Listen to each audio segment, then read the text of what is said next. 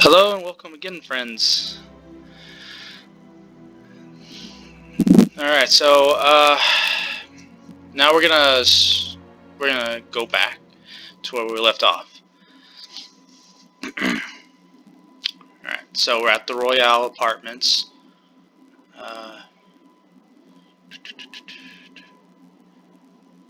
So last we left off, there was we are with Paco, and we are going to get his girlfriend back, safe and sound, from some drug pushers, basically. So, all right, here we go. Gonna go up the elevator. The panel appears to be connected to the elevator nearby. It sports a numeric keypad and an intercom button. Let's see, do we have the passcode? I don't remember. Yes, we do. Okay, good. Okay, elevator only goes to the penthouse. Push the button for penthouse. Dash. If we go up there, I'm not leaving until we find Coyote. Push the button and go up.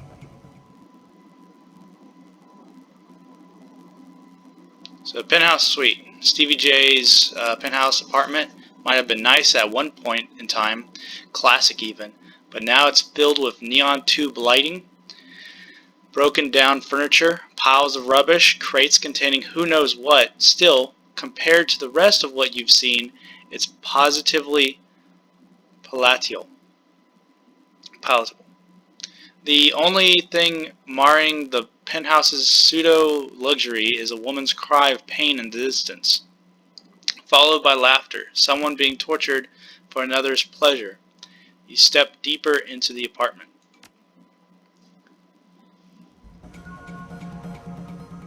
See, we got 3 karma for getting up there. And it looks like we're already in combat. Ugh. He's got a med. I'll go in first. Instead of setting Paco, I'll see if I can get in there first because I don't. Oh, well, I guess not. Because I want to go out there first to make sure, because he's still kind of low in health. Yeah. Alright. There they are. Oh.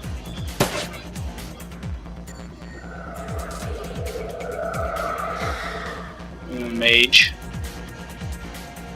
I think. A raspy maniac voice booms over the penthouse PA system. You really think you can come in here and shoot up my place? You know who I am.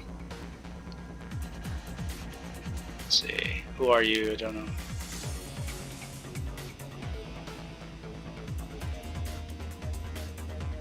You're the guy that needs to shut up.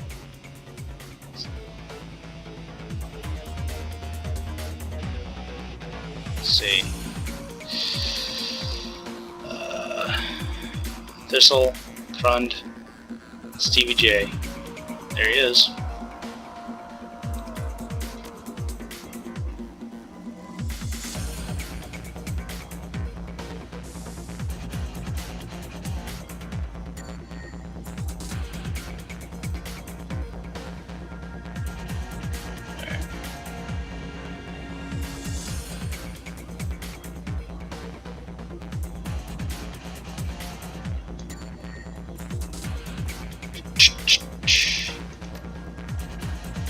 Can do a kneecap shot. Costs too much. There you go.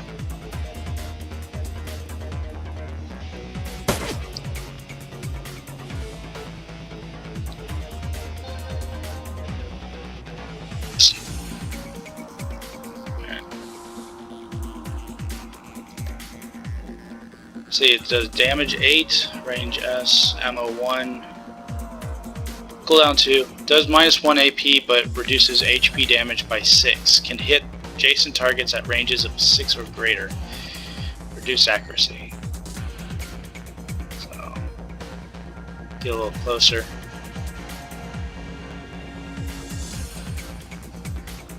Oh, shoot.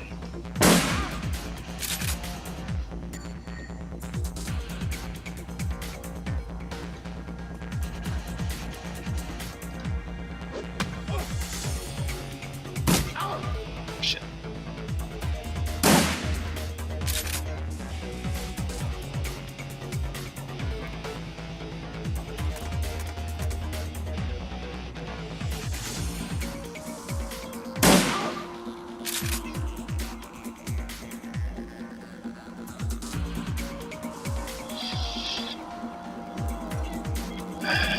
I'm gonna have you go back. Too vulnerable.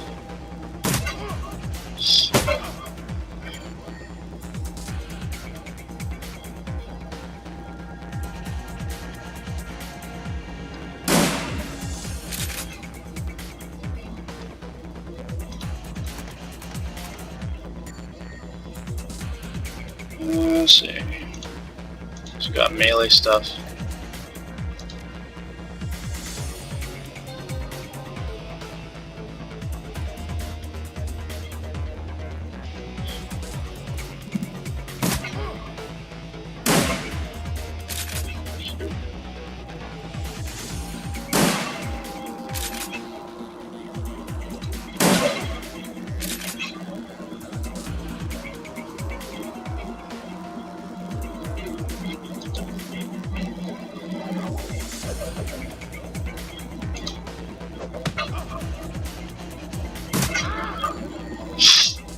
Really hits you.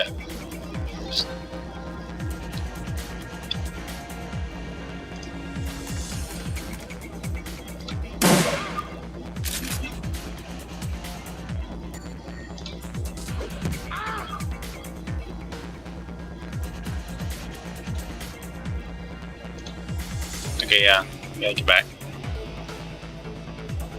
Because, yeah, it looks like he's. Yeah, aim accuracy.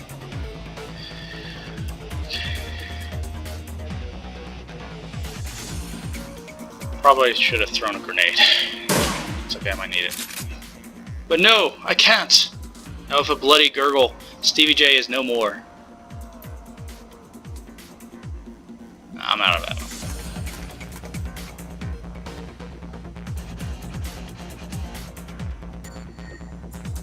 Yeah, I'll take it.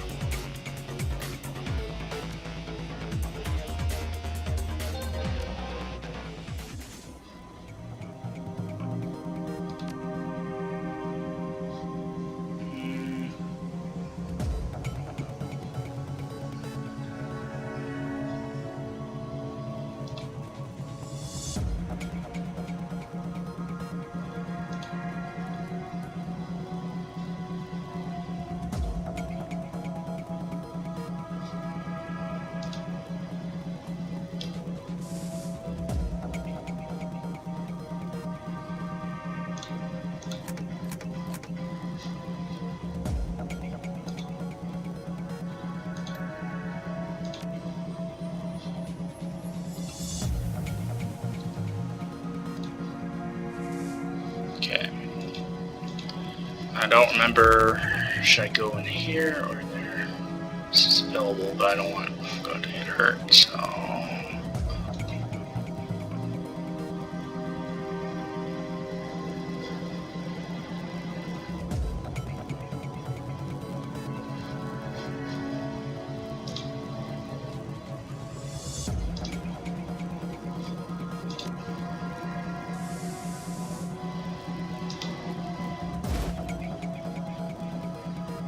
Late Stevie J's passcodes.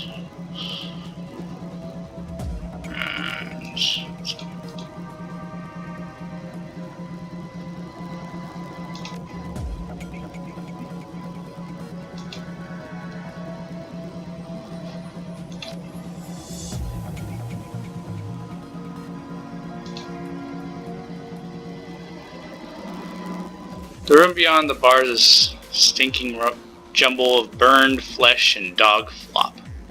An enormous hellhound, its fur striped with whip marks, growls low. The eyes of a second hellhound burn menacingly in the corner. Shoves zebra meat through the bars. The hellhound devours the zebra meat in a few massive bites, and they let out a contented growl. Open the door.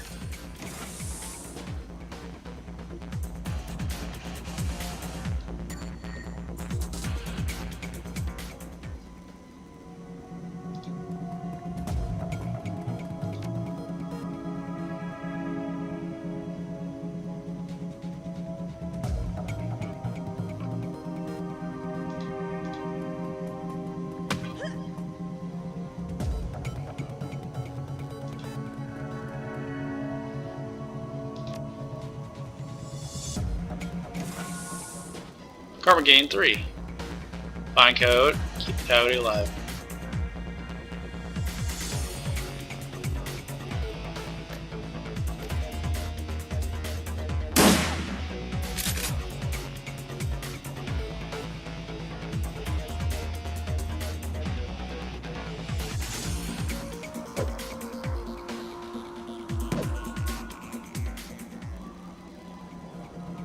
Wipe out the gang. Done. Everyone's healed now. I don't know how much healed though. Let's see. Yeah, not completely, but you know.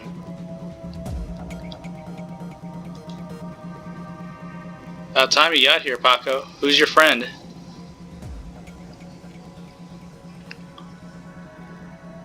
Just another professional. I need to ask you some questions. Paco glares. Not now, Coyote. We need to get you back to the Union. Mrs. Kobota has that med lab in the basement. No. Coyote speaks through gritted teeth. No, I need to finish other things I came here for. I need to find something for Mr. Dahlia first. A stash of gems. Dahlia. I thought you said you never need to... Sorry, excuse me. I thought you said you never do another deal with that man. Look, Paco, I need an excuse to come back here and sell some debts. Figured I might as well get paid for it. Her voice is strong still, but her body is beginning to shake. Look at all that damage. You need medical attention. Forget the job. Let's get out of here. Paco, help her back to the Union. I'll find those gems for you. Yeah, I think that's better. Coyote looks as though she's about to argue, but says nothing. Come on, Paco. Let's go. I mean, come on, Coyote. Let's go. So, yeah, they're gone. So let's look for some gems. Gems around here somewhere. Gotta find it first.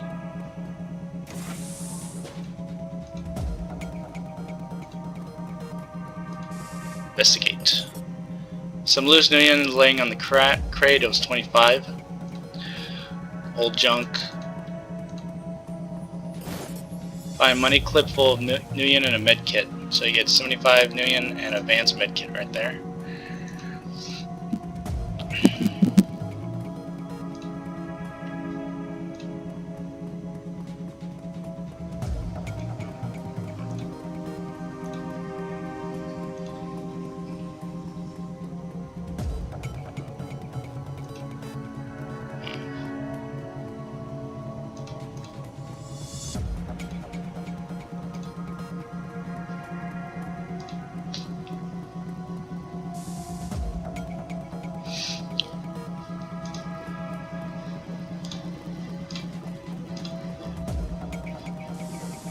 I wonder where those gems are.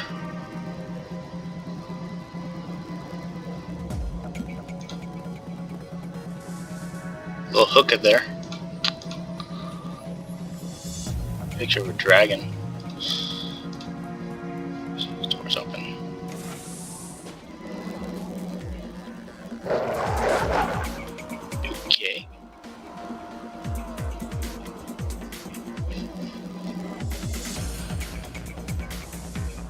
Serrano. It's another hellhound, but this one's it's trying to attack me, so.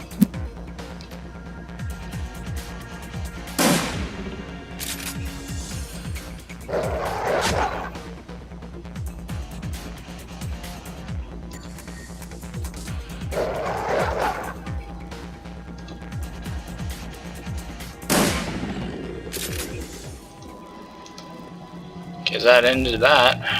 Let's see. Find a small velvet bag filled with precious gems. There you go. 1 karma, rare stones. As you stash, deliver Steve the stones to Mr. Dalia. Turn to the seamstress unit. I think that's all. That's all we need over here. So we'll just go back. We'll just head on back.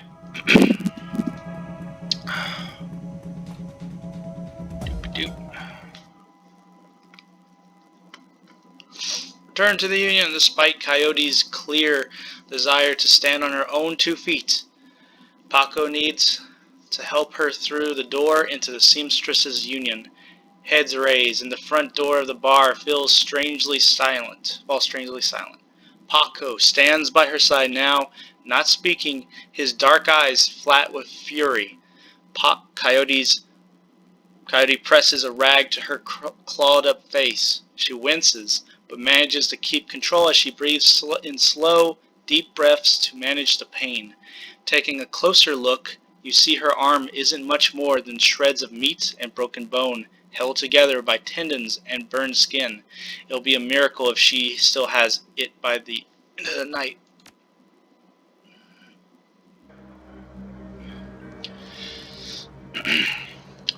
Mrs. Kobota is tending bar herself when Paco carries the mangled and bleeding Coyote into the Union. As soon as the boss lady lays eyes on her missing bartender, the place gets quiet fast. By the time she rounds the bar to meet you, Coyote is the color of wet spackle, and there's something new in her eye. Fear. This woman has faced down hellhounds, but the sight of Mrs. Kubota has her staring at the floor and murmuring. Woman, how dare you miss 2 shifts and then come back, bleed on my floor.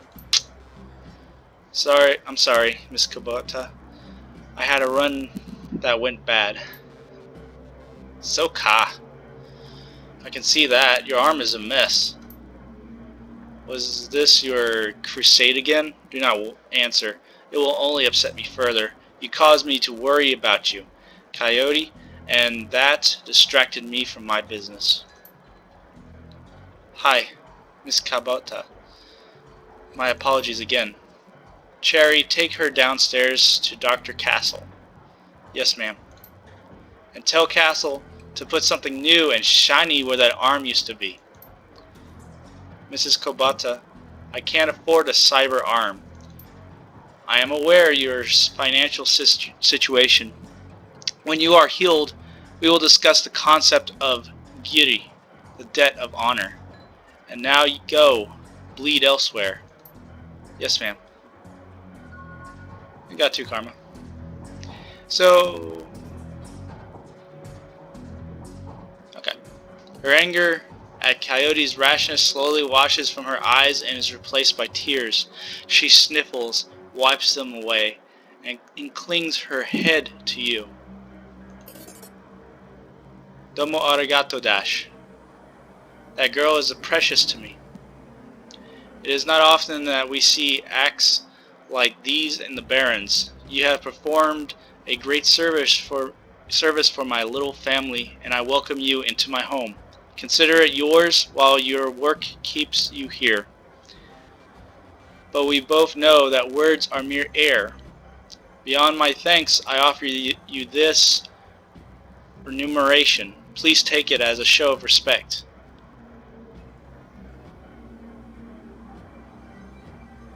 I am honored, Mrs. Kubota. Thank you. You are most welcome, and I offer you more than simple lodging. You will find that there is more to the Union than meets the eyes. Below us is a small facility available exclusively for discriminating independent operatives like yourself. In it, you will find vendors selling the best gear the black market has to offer, a fully equipped cyber dock, and a secure place to rest with it when the dreck hits the fan, as they say. And cyber dock is a person that it's a medical it's a doctor that operates on you, and usually it's like cybernetics. They'll install cyber arms and such on you for a price. Let's see here.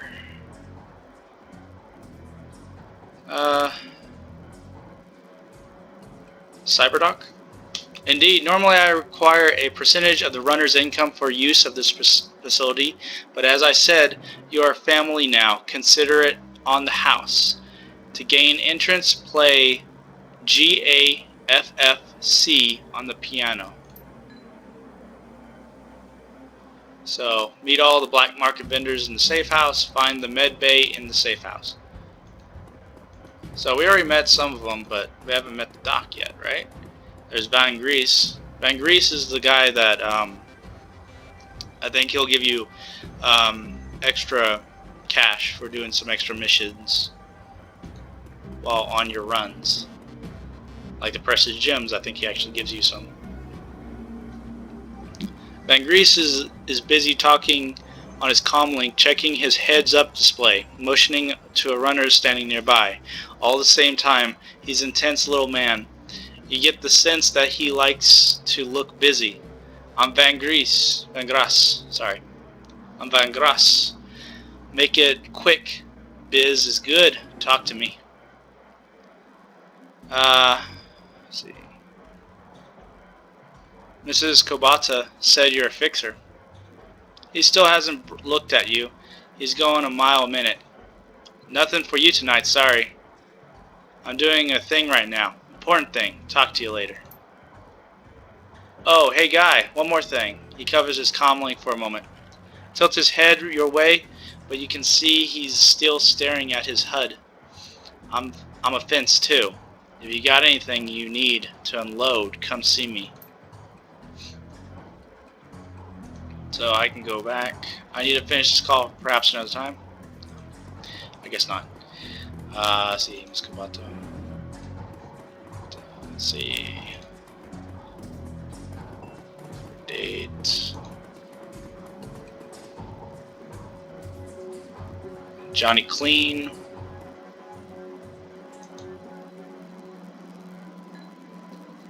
John leans on seemingly brand new mop and surveying the crowd at the Union. Hey Johnny, I'm looking for where Cherry took Coyote. The piano is a little out of tune. Check it out.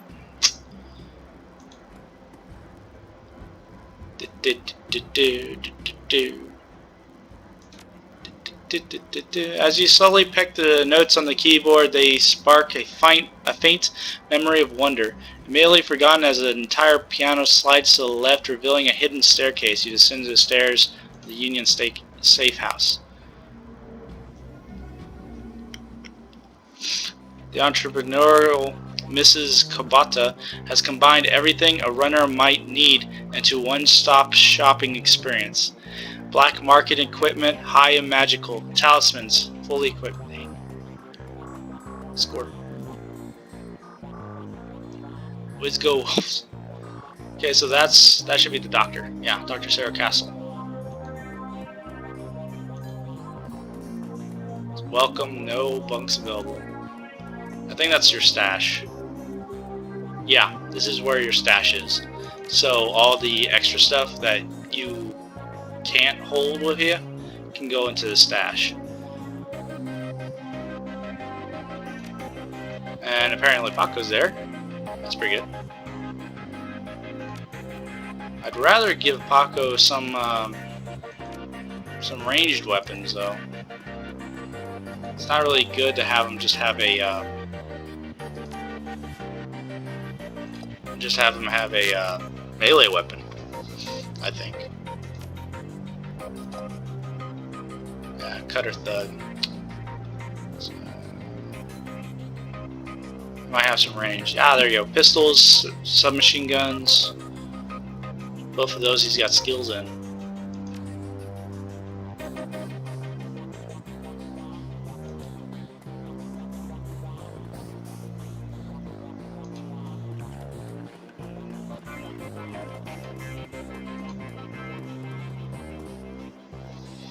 Algernon. Past the bar, the edges of the safe house become somewhat indistinct due to the magical haze surrounding a particular elf. The man seems only half of this realm, his mind wandering the far horizons of astral space, while his body peddles his otherworldly wares. Good evening, young elf, and welcome to this humble home that we call the Union. I am Algernon, half-dream. To ease your way through the sixth world, I offer you the best in magical foci, spells, fetishes for the conjuring of spirits. Let's see what you got. You got weapons and spells, conjuring and chi casting stuff, and some consumables. All of them require skills which I don't have.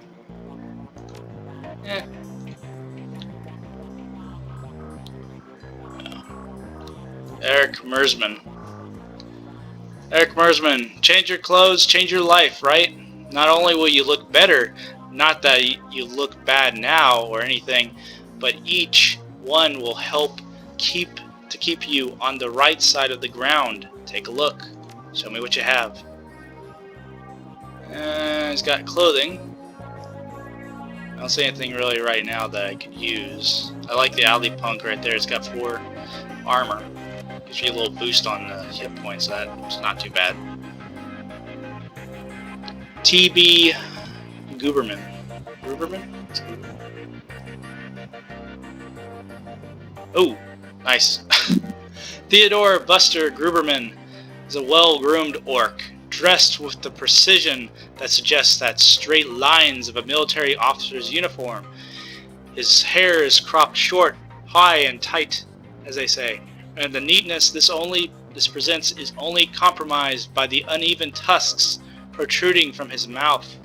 The only other defect in this picture of perfection is the man's cybernetic right arm, which is obvious enough to be noticeable, but not so obvious as it ruins the line of his salt. When he speaks, the orc's voice is soft and thoughtful, and he talks almost exclusively in numbers, calibers, ranges, rounds per seconds, arc of fire, razoring factor, tinsel, strength, and of course, price. Bunker Buster Gruberman at your service. Friends call me Buster. I also answer to Sergeant, Sir, and even Theodore on occasion. Anytime you're in the market for firearms, munitions, or ordnance, I'm your man. How can I help you? Let's see here. What exactly do you sell here? Things that go bang in all shapes and sizes, plus other odds and ends. On occasion, consider me your own personal armory. All weapons are guaranteed to meet strict UCAS military spec or your money back. In addition, I can handle routine maintenance, repairs, and upgrades if you so desire. And if that wasn't enough, I also teach a safety and instructional course every weekend. This week we're covering bayonets. Mark my words, they're making a comeback. That's pretty good. So what can I get you? Let's see what you got. So there should be more weapons than last time. So we're going to look at weapons. And I have the street sweeper or shotgun. So this one should be that's 250. Let's see. It's got less damage, but it's got more ammo, which is pretty good. kind of like the street sweeper right now. Basic assault rifle, surprisingly good. I do need an assault rifle. I really don't like the AK, but I'll go with this one, Simopow. I'm not familiar with that one. I don't remember that.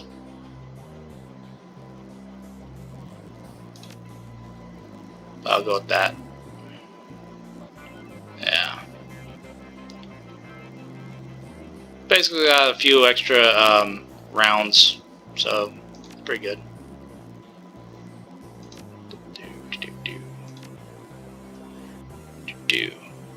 Alright now, thanks. Okay, and then we're gonna go to David Fry.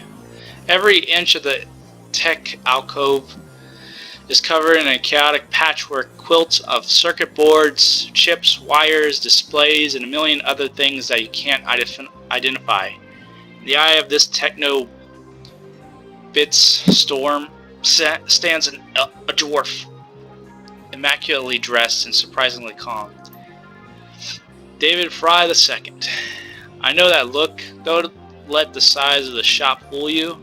I can get any Matrix hardware or software that exists, and if it doesn't exist, then I can get it made for you.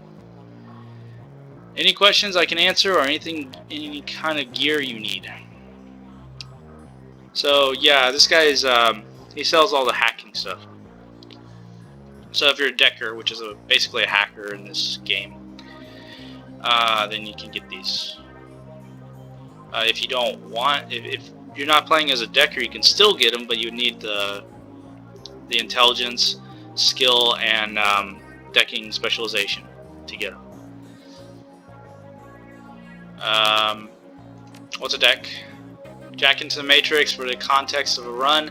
When you jack into a local node of the facility you're in, the deck determines how many programs and ESPs you can carry and the firepower of your base matrix attack. Decks have IP. When the deck's IP is reduced to 0, you'll get booted from the system, and it'll hurt. A matrix is basically the internet of this game. What's a program? A program in the matrix allows you to defend your avatar against countermeasures and enemy deckers.